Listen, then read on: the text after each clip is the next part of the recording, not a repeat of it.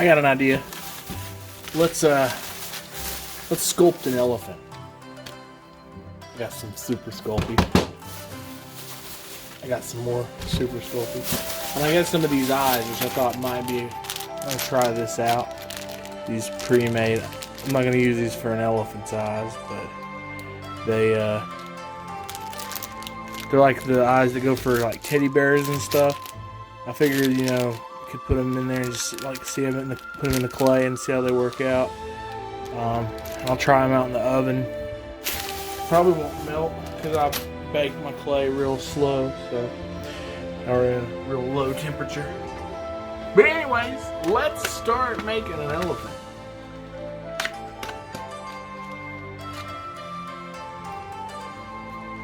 I figure an elephant's something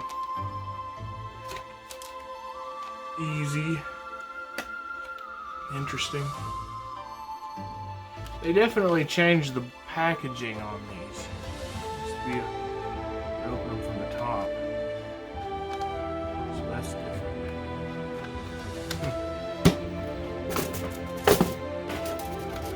So let's start with some of this stuff.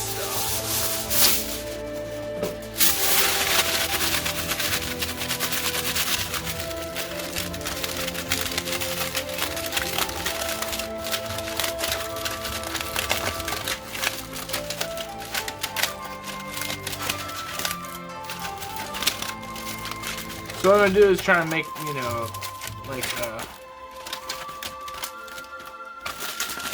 scaffold, you know, armature for his body, so I don't have to use so much clay.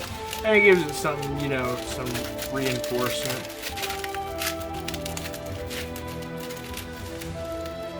Try to, because, you know, sometimes the clay wants to fall on it, so it doesn't have any form of support structure.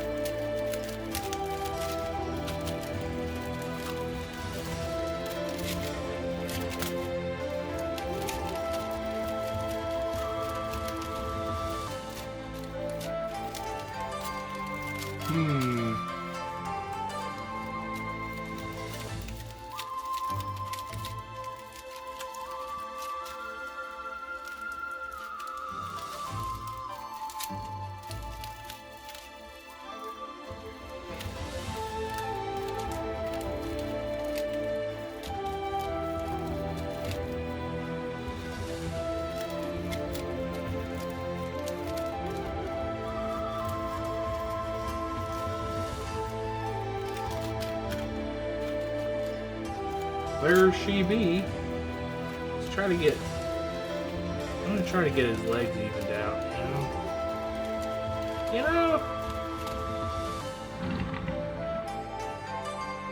Fantastic.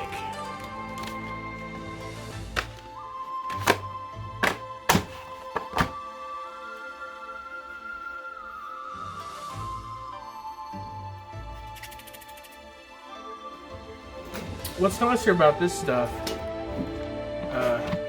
it's a lot softer than that firm.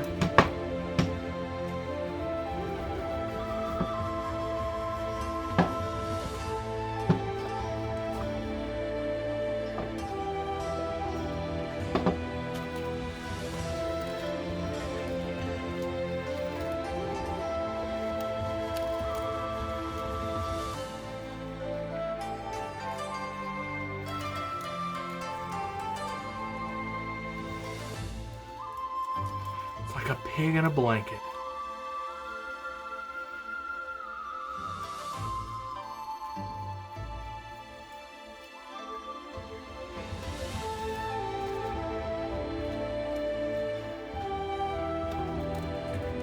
So this is basically the same idea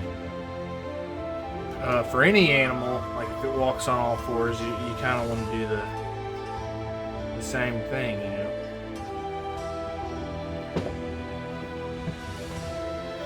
So I kind of roll them out like this. You give it kind of to condition the clay a little bit. Oops. Change that. Oops.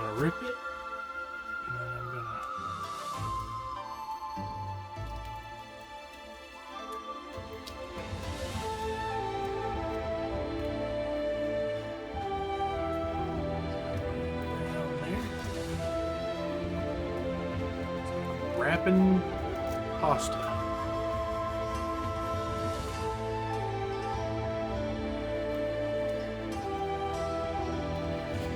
Close off. And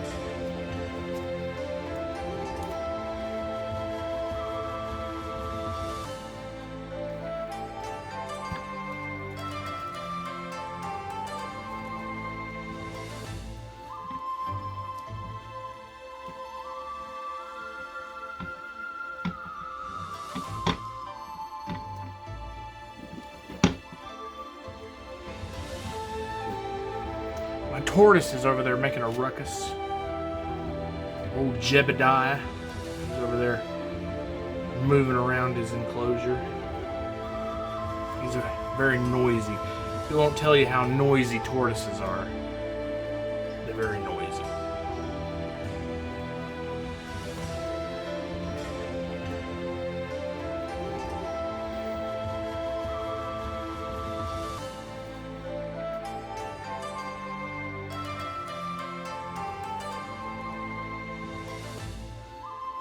So once you've got your, clay going the way you want it to go, you just want to kind of push it into directions where you feel like it needs to be guided. So I'm trying to go fast. It's like, speed sculpting here.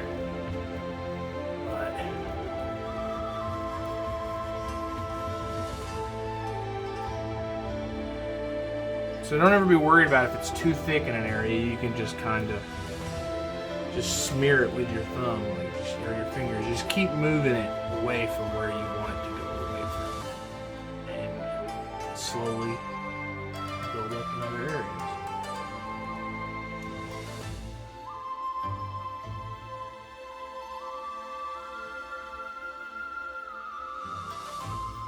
Looks like two fingers giving the peace sign.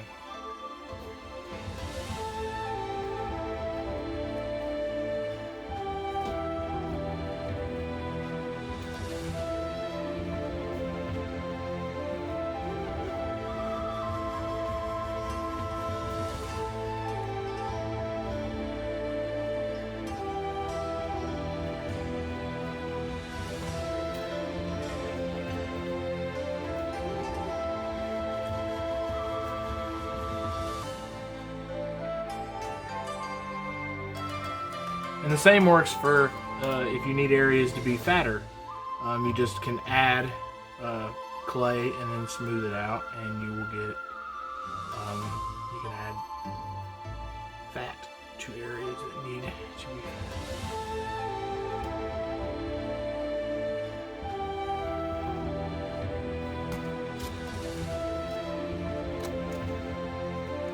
So for now I think the front is going to be okay. Maybe we should make the back.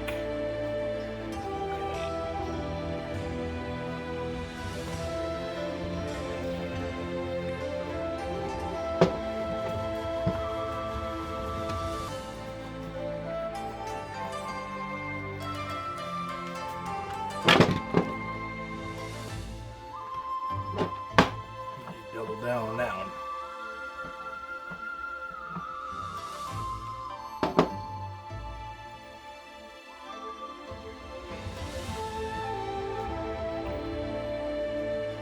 We're just going to do the same thing.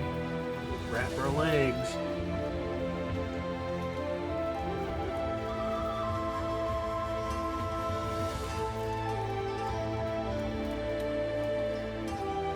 So it looks like ham, belly ham.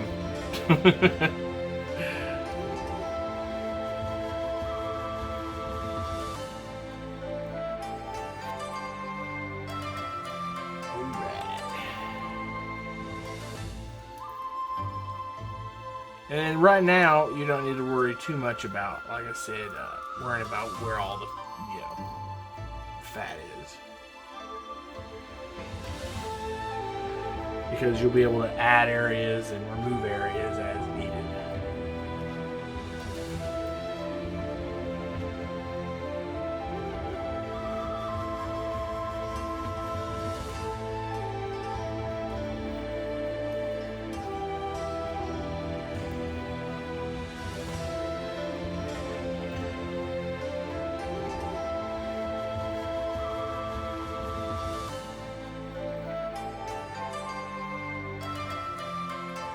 And as you can see, these back legs are kind of fat.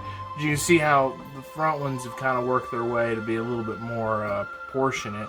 And you can see the back ones are still fat, stubby, like, you know, you can see where there's fat areas. And then you just drag your fingers over those areas and push it. See, I can push it up over here onto the haunches. That's going to be his butt cheeks. You know, so we're going to just, you know, those are areas where we want there to be some fat. So we want fat on the butt. You know, who wants to see an elephant with a skinny butt?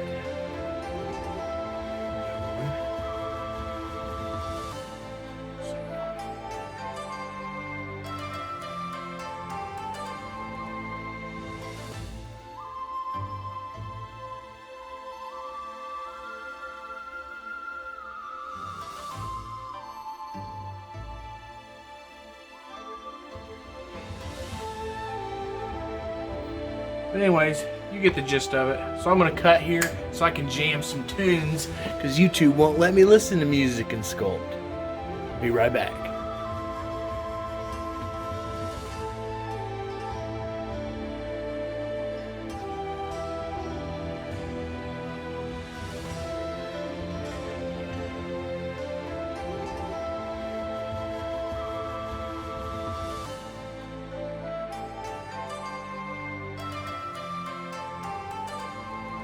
There's my little elephant. We'll give him a little bit more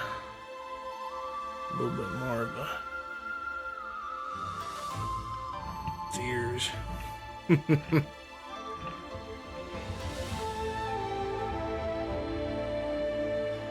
It's so sad looking. Very depressed elephant. I thought about giving him some tusks, but figured I'd make it more of like a female one or a juvenile.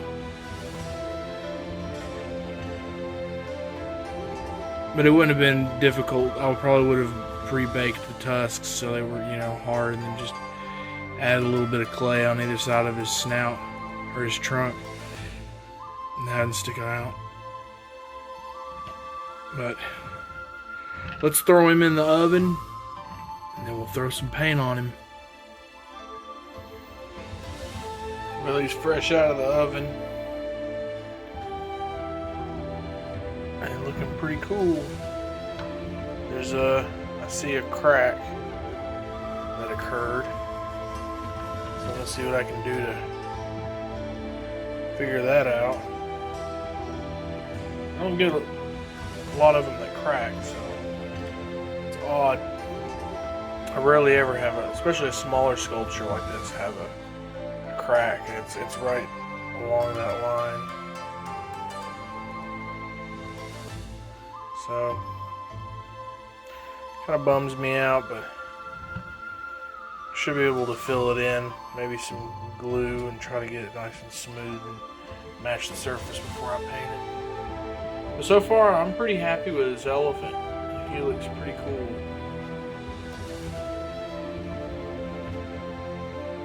Alright, and our elephant is done.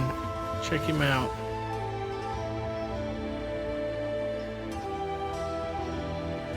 So, oh, no, I gotta add his fuzzy tail. Be back in one moment. There we go. Then that a little bit of paint, super glue, and cotton can't fix. There's the elephant.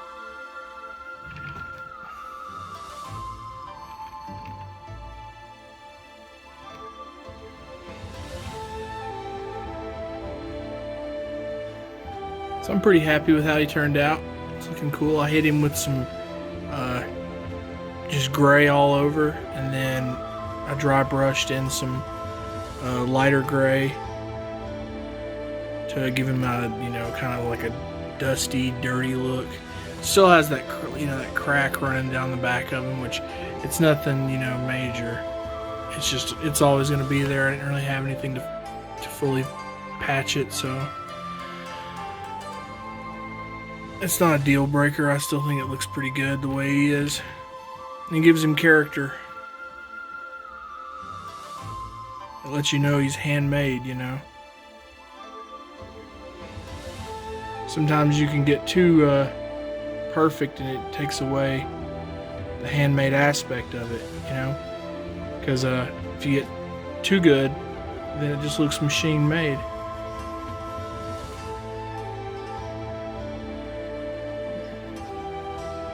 And there's another split that came up.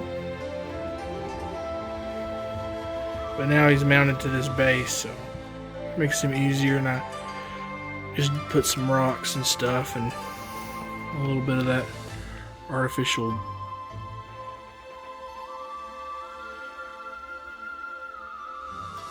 stuff. It looks like, well, it was supposed to be trees, but it's like little clumps of foam that's been dyed green.